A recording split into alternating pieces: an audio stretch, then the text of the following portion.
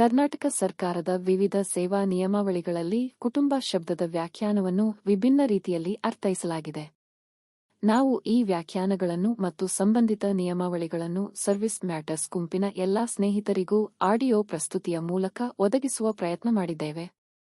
ದಯವಿಟ್ಟು ಇದನ್ನು ಆಲಿಸಿರಿ.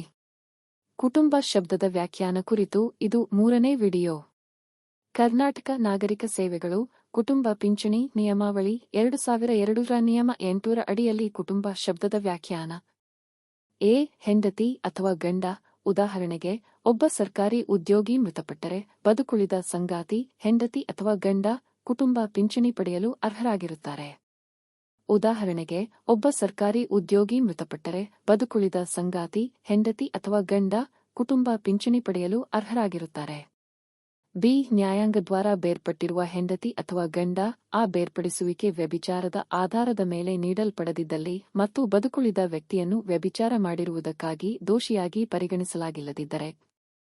ಉದಾಹರಣೆಗೆ, ಒಬ್ಬ ಸರ್ಕಾರಿ ಉದ್ಯೋಗಿ ತನ್ನ ಸಂಗಾತಿಯಿಂದ ವ್ಯಭಿಚಾರವನ್ನು ಹೊರತುಪಡಿಸಿ ಇತರ ಕಾರಣಗಳಿಂದ ನ್ಯಾಯಾಂಗದ್ವಾರ ಬೇರ್ಪಟ್ಟಿದ್ದರೆ ಮತ್ತು ಬದುಕುಳಿದ ಸಂಗಾತಿ ವ್ಯಭಿಚಾರಕ್ಕಾಗಿ ದೋಷಿಯೆಂದು ಕಂಡುಹಿಡಿಯಲ್ಪಟ್ಟಿಲ್ಲದಿದ್ದರೆ, ಬೇರ್ಪಟ್ಟ ಸಂಗಾತಿ ಕುಟುಂಬ ಪಿಂಚಣಿ ಪಡೆಯಲು ಅರ್ಹರಾಗಿರುತ್ತಾರೆ. ಆದರೆ ಅಲ್ಲಿ ಕಿರಿಯ ಮಕ್ಕಳಿದ್ದರೆ ಸಂಬಂಧಿತ ಅಧಿಕಾರಿಗಳು ಪಿಂಚಣಿಯನ್ನು ನ್ಯಾಯಾಂಗದ್ವಾರ ಬೇರ್ಪಟ್ಟ ಸಂಗಾತಿಗೆ ಬದಲಾಗಿ ಮಕ್ಕಳಿಗೆ ನೀಡಲು ತೀರ್ಮಾನಿಸಬಹುದು.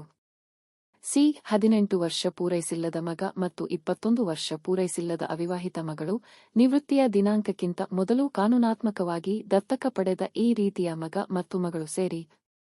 ಉದಾಹರಣೆಗೆ, ಒಬ್ಬ ಸರ್ಕಾರಿ ಉದ್ಯೋಗಿ ಮೃತಪಟ್ಟರೆ 18 ವರ್ಷಕ್ಕಿಂತ ಕಡಿಮೆ ವಯಸ್ಸಿನ ಮಗ ಅಥವಾ 21 ವರ್ಷಕ್ಕಿಂತ ಕಡಿಮೆ ವಯಸ್ಸಿನ ಅವಿವಾಹಿತ ಮಗಳು ಕುಟುಂಬ ಪಿಂಚಣಿ ಪಡೆಯಲು ಅರ್ಹರಾಗಿರುತ್ತಾರೆ.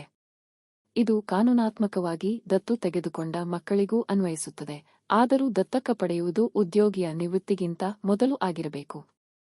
ಡಿ. ಈ ನಿಯಮಗಳ ಉದ್ದೇಶಕ್ಕಾಗಿ ಸರ್ಕಾರಿ ನೌಕರನ ವಿವಾಹಮುಕ್ತ ಹೆಂಡತಿ ಅಥವಾ ಗಂಡನು ಸರ್ಕಾರಿ ನೌಕರನಿಗಿಂತ ಮೊದಲು ನಿಧನ ಹೊಂದಿದ್ದಾರೆ ಎಂದು ಪರಿಗಣಿಸಲಾಗುತ್ತದೆ ಮತ್ತು ಈ ನಿಯಮಗಳ ಅಡಿಯಲ್ಲಿ ಕುಟುಂಬ ಪಿಂಚಣಿಗಾಗಿ ಅರ್ಹರಾಗಿರುವುದಿಲ್ಲ. ಆದರೆ ವಿಚ್ಛೇದನಕ್ಕಿಂತ ಮೊದಲು ವಿವಾಹಮುಕ್ತ ಹೆಂಡತಿ ಅಥವಾ ಗಂಡನಿಂದ ಜನಿಸಿದ ಎಳೆಮಕ್ಕಳು ಈ ನಿಯಮಗಳ ಅಡಿಯಲ್ಲಿ ನಿಯಮ 9ರಲ್ಲಿ ಸೂಚಿಸಿರುವ ವಿಧಾನದಲ್ಲಿ ಕುಟುಂಬ ಪಿಂಚಣಿಯ ಹಂಚಿಕೆಗಾಗಿ ಅರ್ಹರಾಗಿರುತ್ತಾರೆ. ಉದಾಹರಣೆ 1. ಒಬ್ಬ ಸರ್ಕಾರಿ ನೌಕರರಿಗೆ ವಿಚ್ಛೇದನವಾಗಿದ್ದರೆ ವಿಚ್ಛೇದಿತ ಸಂಗಾತಿ ಕುಟುಂಬ ಪಿಂಚಣಿಗಾಗಿ ಅರ್ಹರಾಗಿರುವುದಿಲ್ಲ. ವಿಚ್ಛೇದಿತ ಸಂಗಾತಿ ಉದ್ಯೋಗಿಗಿಂತ ಮೊದಲು ನಿಧನ ಹೊಂದಿದ್ದಾರೆಂದು ಪರಿಗಣಿಸಲಾಗುತ್ತದೆ. ಉದಾಹರಣೆ 2. ಆದರೆ ಸರ್ಕಾರಿ ನೌಕರನಿಗೆ ವಿಚ್ಛೇದನಕ್ಕಿಂತ ಮೊದಲು ವಿಚ್ಛೇದಿತ ಸಂಗಾತಿಯಿಂದ ಎಳೆಮಕ್ಕಳಿದ್ದರೆ ಆ ಮಕ್ಕಳು ನಿಯಮ 9ರಲ್ಲಿ ವಿವರಿಸಿರುವ ನಿಯಮಗಳ ಪ್ರಕಾರ ಕುಟುಂಬ ಪಿಂಚಣಿಯ ಒಂದು ಭಾಗವನ್ನು ಪಡೆಯಲು ಅರ್ಹರಾಗಿರುತ್ತಾರೆ. ಪ್ರಾಯೋಗಿಕ ಉದಾಹರಣೆಗಳು. ಸನ್ನಿವೇಶ 1ರ ಪ್ರಕಾರ ನೋಡುವುದಾದರೆ, ಉದ್ಯೋಗಿ ಶ್ರೀ ರಾವ್, ಕುಟುಂಬ ಶ್ರೀಮತಿ ರಾವ್ ಪತ್ನಿ ಮತ್ತು ದತ್ತಕ ಪುತ್ರ ರಾಹುಲ್ 16 ವರ್ಷ. ಸ್ಥಿತಿ: ಶ್ರೀ ರಾವ್ ನಿಧನರಾದರು. ಅರ್ಹತೆ: ಶ್ರೀಮತಿ ರಾವ್ ಮತ್ತು ರಾಹುಲ್ ಇಬ್ಬರೂ ಕುಟುಂಬ ಪಿಂಚಣಿಗಾಗಿ ಅರ್ಹರಾಗಿರುತ್ತಾರೆ. ಶ್ರೀಮತಿ ರಾವ್ ಬದುಕುಳಿದ ಸಂಗಾತಿಯಾಗಿ ಪಿಂಚಣಿ ಪಡೆಯುತ್ತಾರೆ ಮತ್ತು ರಾಹುಲ್ 18 ವರ್ಷಕ್ಕಿಂತ ಕಡಿಮೆ ವಯಸ್ಸಿನವನಾಗಿರುವ ಕಾರಣ ಕುಟುಂಬ ಪಿಂಚಣಿಗಾಗಿ ಅರ್ಹನಾಗುತ್ತಾನೆ. ಸನ್ನಿವೇಶ 2ರ ಪ್ರಕಾರ ನೋಡುವುದಾದರೆ, ಉದ್ಯೋಗಿ ಶ್ರೀಮತಿ ಶಾಲಿನಿ, ಕುಟುಂಬ ಶ್ರೀ ರಮೇಶ್ ನ್ಯಾಯಾಂಗದ್ವಾರ ಬೇರ್ಪಟ್ಟ ಗಂಡ, ಬೇರ್ಪಡುವಿಕೆ ವ್ಯಭಿಚಾರದ ಕಾರಣದಿಂದಲ್ಲ ಮತ್ತು ಮಗಳು ಪ್ರಿಯಾ 20 ವರ್ಷದ ಅವಿವಾಹಿತೆ. ಸ್ಥಿತಿ: ಶ್ರೀಮತಿ ಶಾಲಿನಿ ನಿಧನರಾದರು. ಅರ್ಹತೆ: ಶ್ರೀ ರಮೇಶ್ ನ್ಯಾಯಾಂಗದ್ವಾರ ಬೇರ್ಪಟ್ಟ ಗಂಡನಾಗಿ ಕುಟುಂಬ ಪಿಂಚಣಿಗಾಗಿ ಅರ್ಹರಾಗಿರುತ್ತಾರೆ. ಪ್ರಿಯಾ 21 ವರ್ಷದೊಳಗಿನ ಮತ್ತು ಅವಿವಾಹಿತಳಾಗಿರುವುದರಿಂದ ಕುಟುಂಬ ಪಿಂಚಣಿಗಾಗಿ ಅರ್ಹಳಾಗುತ್ತಾಳೆ. ಸನ್ನಿವೇಶ 3ರ ಪ್ರಕಾರ ನೋಡುವುದಾದರೆ, ಉದ್ಯೋಗಿ ಶ್ರೀಕುಮಾರ್, ಕುಟುಂಬ ಮಾಜಿ ಹೆಂಡತಿ ವಿಚ್ಛೇದಿತ ಮತ್ತು ಇಬ್ಬರು ಮಕ್ಕಳು ಅರುಣ್ 12 ವರ್ಷ ಮತ್ತು ಸ್ನೇಹ 14 ವರ್ಷ. ಸ್ಥಿತಿ: ಶ್ರೀಕುಮಾರ್ ನಿಧನರಾದರು. ಅರ್ಹತೆ: ಮಾಜಿ ಹೆಂಡತಿ ಕುಟುಂಬ ಪಿಂಚಣಿಗಾಗಿ ಅರ್ಹರಾಗಿರುವುದಿಲ್ಲ, ಆದರೆ ಅರುಣ್ ಮತ್ತು ಸ್ನೇಹ ವಿಚ್ಛೇದನಕ್ಕಿಂತ ಮೊದಲು ಜನಿಸಿದ್ದರಿಂದ ಮತ್ತು ಎಳೆಯವರಾಗಿರುವುದರಿಂದ ತಮ್ಮ ಕುಟುಂಬ ಪಿಂಚಣಿಯ ಪಾಲಿಗಾಗಿ ಅರ್ಹರಾಗಿರುತ್ತಾರೆ. ಸನ್ನಿವೇಶ 4ರ ಪ್ರಕಾರ ನೋಡುವುದಾದರೆ, ಉದ್ಯೋಗಿ ಶ್ರೀಮತಿ ಪ್ರಿಯಾ, ಕುಟುಂಬ ಶ್ರೀರಾಜ್ ಗಂಡ ಮತ್ತು ಮಗ ವಿಜಯ್ 19 ವರ್ಷ. ಸ್ಥಿತಿ: ಶ್ರೀಮತಿ ಪ್ರಿಯಾ ನಿಧನರಾದರು.